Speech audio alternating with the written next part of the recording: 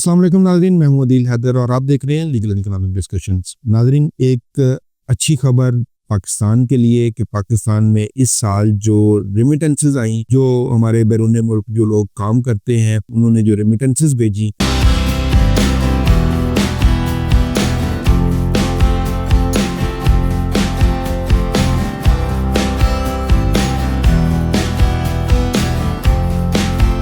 वो तकरीबन कोई 38 अरब डॉलर के करीब जो है ना वो जायद जो है वो पाकिस्तान में रेमिटेंसेस भेजी। और ये एक पाकिस्तान की तारीख में एक रिकॉर्ड रेमिटेंसेस है। और इसके मुकाबले में जो एक्सपोर्ट्स हुई, तजारत की गर्ज से जो यहाँ से गुड्स एक्सपोर्ट की गई, उसकी मद में जो पैसे आए यहाँ पे वो कोई तकरीबन 41 अरब डॉलर उसका जो है ना वो फिगर सामने आई है। और इसके दरमियान फ़र्क बहुत कम रह गया है। और इसकी बहुत बड़ी वजह यह है कि पिछले कुछ सालों से जो यहाँ से लोगों की हिजरत हुई है, जो ब्रेन ड्रेन हुआ है, वो लोग बाहर जाके किसी न किसी रोजगार से मुंसलिक हुए हैं और वो अपने मुल्क में, वतन अजीज में पैसे भिजवा रहे हैं।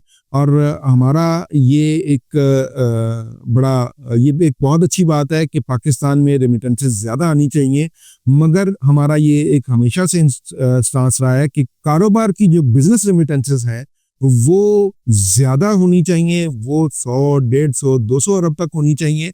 और जो हमारी ह्यूमन सोर्स की जो लोग जाके जो मजदूरी कर रहे हैं, जो काम कर रहे हैं बाहर के मुल्कों में, वो उससे कम होनी चाहिए। अब जबकि ये तकरीबन 3 अरब डॉलर के फ़र्क के साथ तकरीबन हम ये कह सकते हैं कि ये तकरीबन बराबर हो गई हैं। तो ये एक अलमिया भी है क्योंकि पाकिस्तान से बहुत सारे लोगों ने हिजरत की है, ब्रेन ड्रेन हुआ है।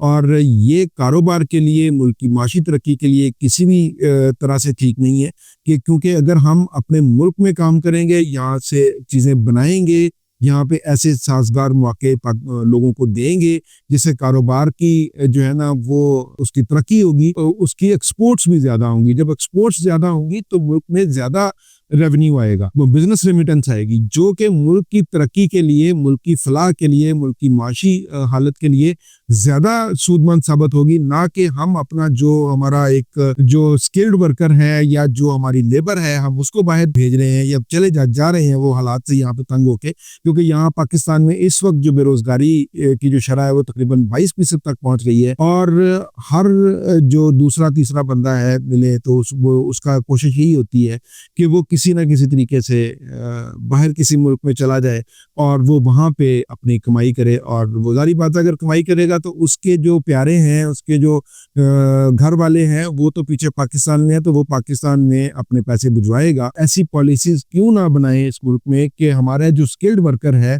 वो इस मुल्क में रहे, और इस मुल्क में रहेगा तो वो काम करेगा तो वो ज़्यादा लोगों के लिए रोज़गार के मौके फराहम करेगा, वो बिज़नेस करेगा तो उससे इनोवेशन भी आएगी तो वो एक्सपोर्ट करने के काबिल भी होगा, एक्सपोर्ट करेगा तो वो बिजनेस रेमिटेंसेस आएगी, जो इस मुल्क की जो माशी हालत के लिए बहुत ज़्यादा ज़रूरी है। और उसको देख के फॉरेन इन्वेस्टमेंट भी आएगी।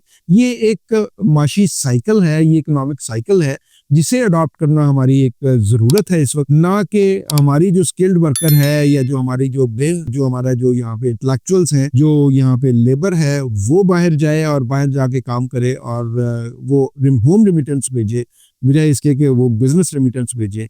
ये एक बहुत वाज़ेह फ़र्क है जिसे बिजनेस रेमिटेंस को बढ़ाना चाहिए और इसके ऊपर हमारी पॉलिसी बनानी चाहिए। बहरहाल ये एक बहुत अच्छी बात है कि तारीख में पहली दफ़ा 38.3 अरब डॉलर पाकिस्तान में आए हैं।